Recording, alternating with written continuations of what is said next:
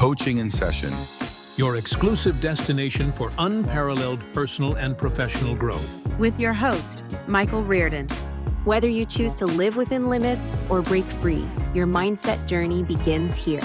Education is not something that you can just go to school and by the time you're done with 8th grade or maybe 12th grade or maybe even college, depending on where you want to go, that it's just over. I know when I was in school and I was like, I can't wait to be done with school. I can't wait to be an adult and I don't have to read anymore. And I don't have to learn. And oh man, I can tell you today how naive I was or maybe how ignorant. You don't necessarily know what you need until you need it. For example, we can use a toolbox analogy. If you are maybe fixing something in your home and you find that you need a specific tool, and maybe you have a toolbox and you go in the toolbox and sure enough, you don't have it. That happened to me when I moved into my house. And I think it was maybe a couple months down the road and I needed some type of socket wrench and I didn't have one. And I said, well, what am I going to do? Well, I had to use some like pliers and I got the job done, but it wasn't effective. So I wasn't effective because I didn't have the tools necessary for me to do the job correctly. We can use that same aspect or the same mindset in education. Now, the curriculum does a good job at, teaching you the basics, maybe the reading, maybe the writing, maybe the math, right? But then again, we can look at America and how we are not showing up. We will spend all this money on schools and on students, but there is a possibility that they might be 15, 16-year-olds and don't know how to read or don't know how to do basic math. It's sad to say the school system is broken. Of course, I wish that the curriculum would just give you everything that you need and that you are ready for the real world after you're done with school, but that is not the case. I remember when I was teaching and I saw the kids leaving from whether it be 5th grade going off into middle school or it be from middle school going into high school or high school going off into college. We can look at those individuals and we say, all right, you're ready. Then we did a good job. But oftentimes we as teachers, I'm sure we can look at our students and we can say, I wish you the best. I know you'll do good. Because knowing that they do good will mean that they have some common sense to them, that they can apply critical thinking, that they can do the right things, that they are going to be studious. But even though we know that they have the ability and the potential to do so, there's going to be external stimuli that's going to have some effect on them. I talked about how, when I was like 20, or like 2021, I'll go out and go drink and stuff like that and go party. And sure enough, doing those things are not a good thing, right? How many college students do you know who will say, oh, man, I wasn't serious in college because they get their first taste of being an adult, they're off by themselves and they don't have to raise their hand to go to the bathroom. And so it's almost like a culture shock. I remember the first time in college, I was a freshman. I, raised my hand to use the restroom and the teacher just looked at me and said, just go if you want to go. And I was like, whoa, look at this power that I have. And it was just stepping into being an adult. This is all to say that the schools are not teaching you exactly what you need to know before you reach adulthood. And so we need to figure out what is beyond the curriculum. And so I have this article here, Beyond the Curriculum, the Power of Self-Help and Self-Education.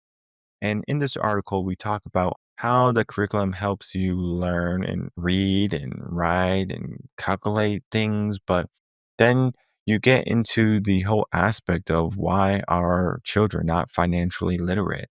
Why don't they know how to do their taxes? Or maybe why they don't know real life skills like cooking or cleaning or sewing. And you might say that this is going to be the responsibility of the parent. Sure, right?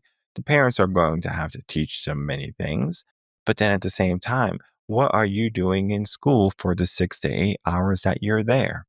Because, yeah, you can learn a little bit of history, a little bit of science, a little bit of writing and math and everything. And even though you might say that the day is already over, there is still room for learning.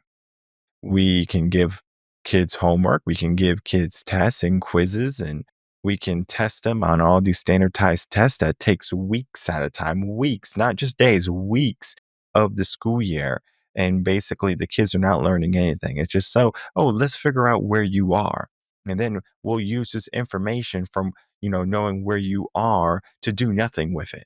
And it makes no sense because now what's going to happen with those test scores is going to go to the state, and the state's going to realize which schools are being effective. And the schools that are being effective are going to get the more or are going to get the best funding. So sure, we can say the curriculum is doing what it should be doing, but the reality is it's not. There's something else that needs to occur in our life and in our education. Now, the curriculum, not to throw it under the bus, but I am going to throw it under the bus. It means well. The curriculum means well. It does these four things, or it would like to do these four things.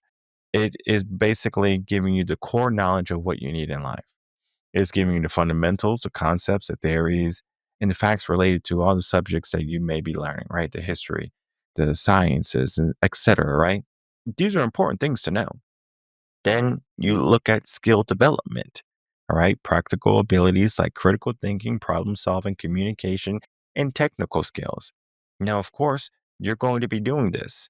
Now, you will have maybe good teachers that will really focus on critical thinking. You might have teachers that have you come up into the front of the classroom and give presentations, right?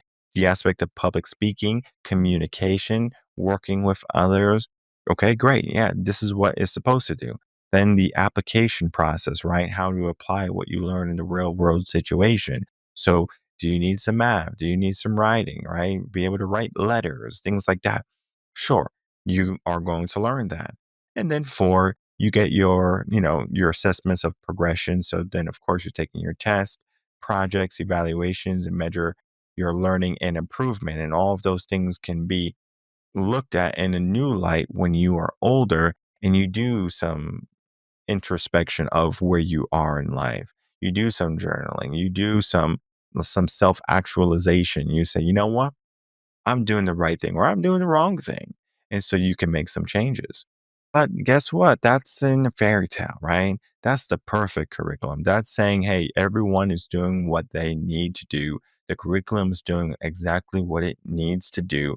But the reality is the curriculum is barely teaching reading and writing, math, science, history, and the rules and structure of society. The rules and structure of society, especially, is going to be what is going to be the status quo, the norm. You're going to work a 9 to 5. You're going to be able to afford a house and get married and pay your taxes and be a good member of society. Yeah, sure, right? We're learning the rules. The school system was made for people that are going to follow the rules. They weren't made for entrepreneurs. They weren't made for people who, wanted to, step away from what everyone else was doing. Sure enough, most people they fall into this comfort. They fall into this idea. In a sense, they're brainwashed. Now, not to go too deep into that, we as people should have the ability to choose what we want. But then again, there's just so much influence on the things that we have been doing and that we have done, then it's easy for us to kind of go down the wrong path. How many doctors do you know, or how many people who went into business who didn't really love that profession? And the reason is they felt as if they were going to make some money and they felt like money was going to make the world go around or their world go around. And sure enough, right? Money can help. Money can, pay the bills and feed you, give you a roof over your head. But the reality is there's a cap on your happiness and money. If you make it's like 75,000, it's like 75,000. dollars, like there's really much more happiness. Of course, you might try to elevate your lifestyle, but the lifestyle that you're trying to live versus the lifestyle that you could live is not pertinent to what happiness is in the money cap. So you can live in a mansion, maybe 5 bedrooms, 3 baths, and you might say, this is my lifestyle. But then again, you can live in a 1,500 square foot, 3 bedroom, 2 bath house instead of the 3,500 square foot mansion, and you can find yourself just as happy. Now, of course, you might be looking at that mansion saying, it's a goal. Oh, I wish I wanted it. But the reality is, it's not going to make you any happier. It's just going to bring about more stress because it's more home to clean and more bills to pay because it's going to cost more to heat and cool. You're going to have more bathrooms and maybe more things that are breaking. I know with the Mike Tyson mansion, there's always something breaking. If you have like a home that's like 50,000 square feet, I have a client that was a home 50,000 square feet. And I was like, this is too much home, and always something was breaking. There was always a repair person there, whether it be plumbing, whether it be like, a repair guy for something that broke. And you have to ask yourself, this is a stress. Now, of course, you can, make a bunch of money and just hire an assistant to take care of your home for you or hire a facilities manager and you can do that. But most people don't realize how much stress money can bring or the things that you put in your life can cause. Sometimes a simple life is better. When we look at what is simple in learning and education, reading, when's the last time you picked up a book? Like literally a book. I have books here. I don't want to move it, but then I have a lot of books over there. I have books on my little bookshelf. I have another bookshelf in the guest room. Plenty of books in this house. Of course, we have Kindle books, we have audio books, because at some point, I'm not going to hoard all of these books that I had in my life. I'm going to donate them to the school or something. I'm going to say, these are really good books and I'm going to pass them on because I might like to read certain books again and again, and I might want to have my kids read certain books. Yeah, sure. I might keep those specific books, but the reality is most of the books that I have are going to be given away at some point, whether it's because I'm alive or if I'm not alive. We take the knowledge and we learn. But then just because I got rid of a book, it doesn't mean that I'm not giving myself any more books. It's the aspect of space. I'm not going to clutter my home with a whole bunch of books because I understand the importance of them. No, I'm going to say, all right, I learned what I needed. Maybe you get a library card. You can get a book for 2 weeks and you can read the book and then bring it back. This is the aspect of what education is. We figure out what we need and then we go ahead and we do it. In this blog, Beyond the Curriculum, I talk about the importance of self help and self education because there is a significant gap in our learning by the time we leave school. And it doesn't matter which school you leave, even college, there were so many more things that I had to learn in the real world. Because when I wanted to be a teacher, for example, you go to school to be a teacher, you learn about the basics and you learn about the methodologies and you learn maybe a little bit of classroom management. But it's not until you go into the classroom and you have to apply the skills and you figure out what works and what doesn't work, do you really understand what it is to be a teacher? Because yes, I can say with confidence that schooling or college set me up for a better path in my career. But I can also say with certainty that I could also did it without college. That is how easy teaching was for me because I had to understand not just all of the things that I needed to teach them or the curriculum, right, to teach them the curriculum, but I had to understand how to be an effective teacher. That was something that you can just learn from yourself. I started when I was 18 or maybe even before that. We can learn how to be a teacher in all manners. You could be an Eagle Scout or you could be a, Girl Scout troop leader or something like that. And you can teach people how to do things.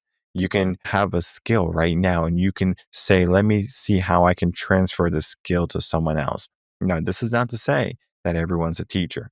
Not everyone's a teacher. Some people just don't have the magic for it. And it's perfectly fine. You don't have to have it. You don't have to educate people, but you do have to educate yourself.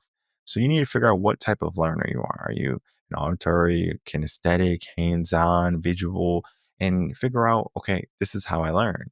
And then you begin the self-education process.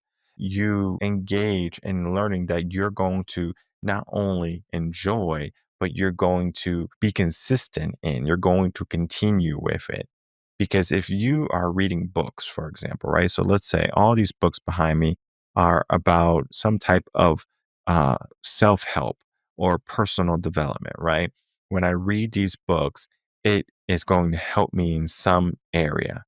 Now, of course, there's a couple of books that talk about an aspect or a mindset, but the idea is it's going to give me something that I'm going to use in order to make my life somewhat better. Now, we can look at the missing things of what the curriculum is today: common sense, critical thinking, home ec, all of these things that people are lacking in. But it doesn't necessarily mean that just because you are not learning these things that you're not complete as a person. What you need to be understanding is that learning and education is a forever project. It's a forever goal.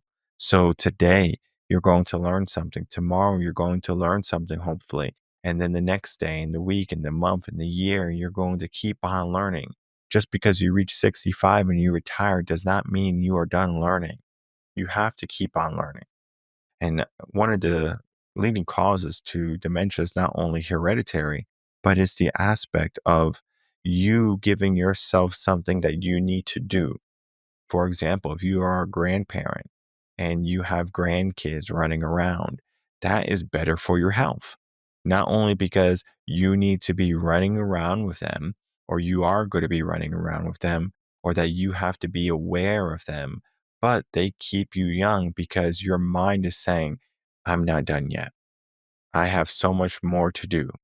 I like to think of like when you are maybe camping or if you are out in a stressful situation, your body's giving you exactly what you need. But the moment you go home or the moment you get a chance to kind of relax and kick up your feet, man, all the soreness, all the tiredness, all the fatigue comes and hits you all at once. This is when you probably say, I need a drink.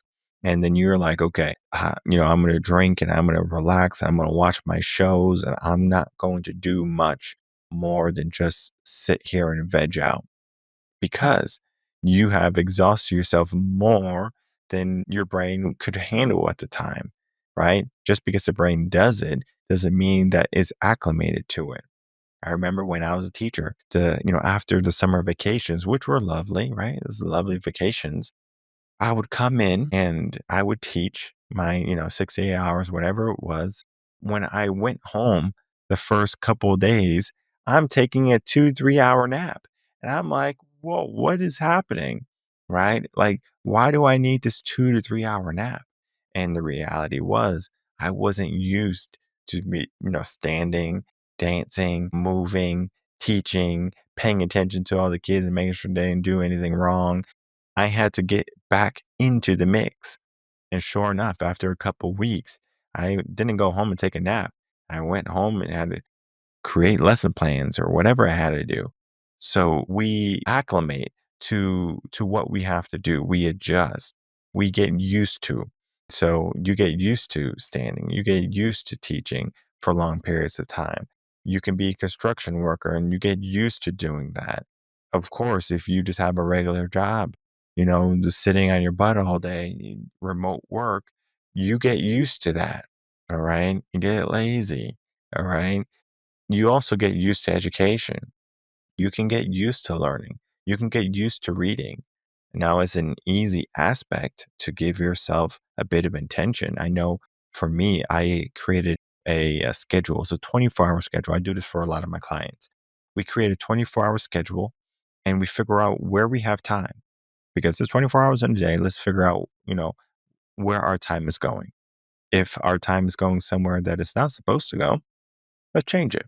And then we figure out what you would like to add. And one of the things I added was reading. And I was like, oh, I'm going to spend some time to read. And I did it right before bed.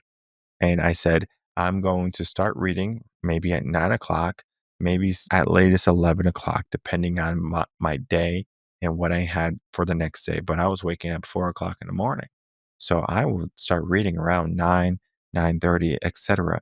Because I would start to, wind down at 7, 7:30. I would wash all the dishes.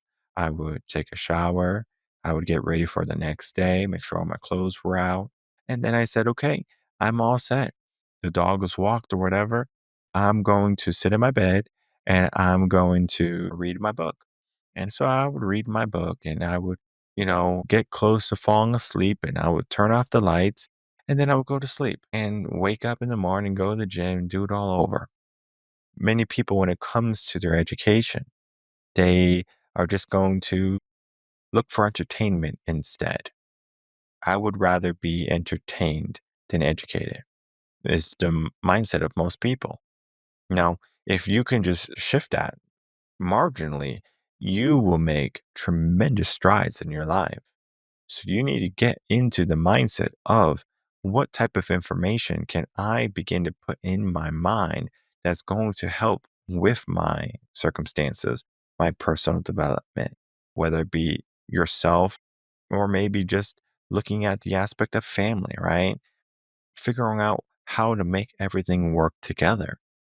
If you are struggling in an area, get the tools, get the books, find the coaches and the mentors that are going to help you in those areas.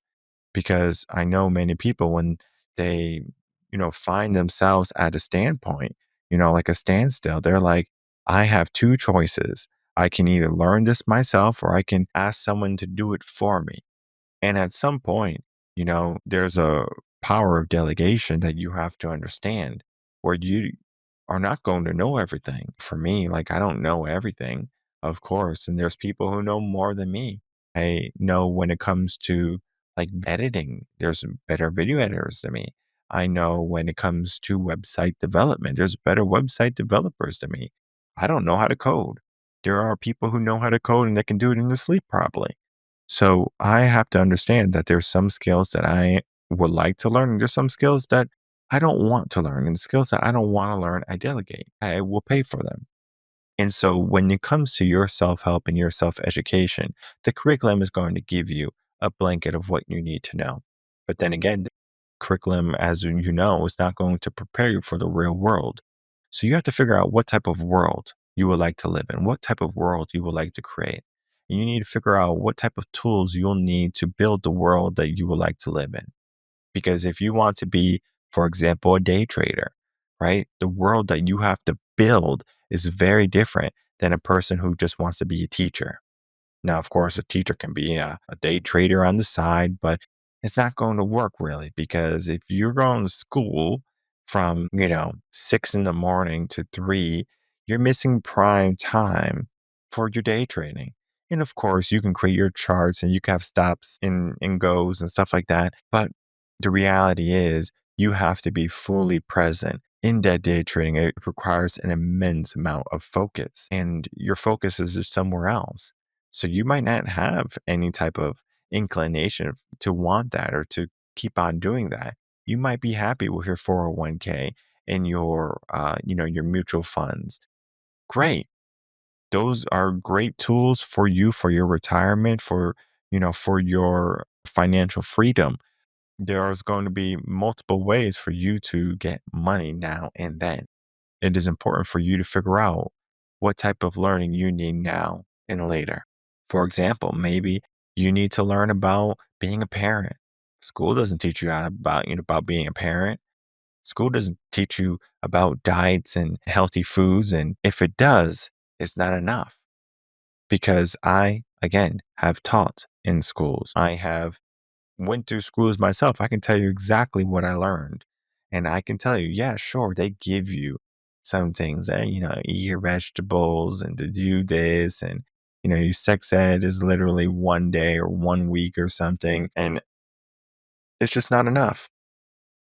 And we have to do better, not only for ourselves, but for our children. So as a parent, You are going to be educating your children through lectures and, giving them wisdom and telling them stories. If you see them struggling in an area and you know the school is not going to be able to support them, you step in. You say, okay, I see that you're struggling with math. There's no tutors at school. Your teacher is already checked out. They're waiting for retirement. Yeah.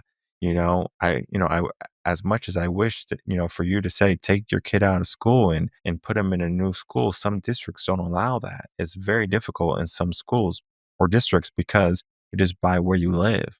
So if you live in a certain area, you can go to this school and they might have another school, right? But maybe that teacher is friends with the other teacher and now there's a whole big problem or something like. And you can, test the waters and you can figure out what's the right school. You can get private schooling, you can get, do homeschooling and get tutors. I mean, I believe the beginnings is going to be important for the foundation. But when it comes to the longevity of what education is, your schooling is only a fraction of what you need to know. Because yes, you learn the basics, the reading, the writing, the math, some history, some science, and then you kind of go into the world and you don't learn or you don't need algebras. Like, when's the last time you used algebra? All right. Most people, they just need to know how to add, subtract. They need to know how to multiply, divide. And then, of course, if we can look at history, history is important to understand historical facts. And also, probably the reading and writing are going to be key components because when you're driving, you're reading. When you are sending emails, you're writing. So you have to have all of these things squared away. But then again, if you can imagine, just imagine doing an internship instead of going to school for 18 years and you just did an internship where you learned all these things within 6 months. And that's the reality. You can learn all the things that school will teach you months or years in advance. They say that a homeschool kid, by the time they're 10 to 13, around that age, they have already completed college level courses because there's no fluff. There's no waiting in line. There's no fooling around in the day. I understand that, being a teacher can be a lot of work and it can be tedious. So they do their best most of the time. And so we can't just say the blame is on teachers. We have to put the responsibility back on us. And that is why this blog here, Beyond the Curriculum, the Power of Self-Help and Self-Education, not only goes through the complexities of what is going on in the curriculum, but is talking about how you are responsible for your education. So you find podcasts, you read books that are going to help you with the things that you would like to accomplish and do. And if you find yourself lacking in some areas, you get a coach, you get a mentor, you look for internships, you look for opportunities for yourself to grow.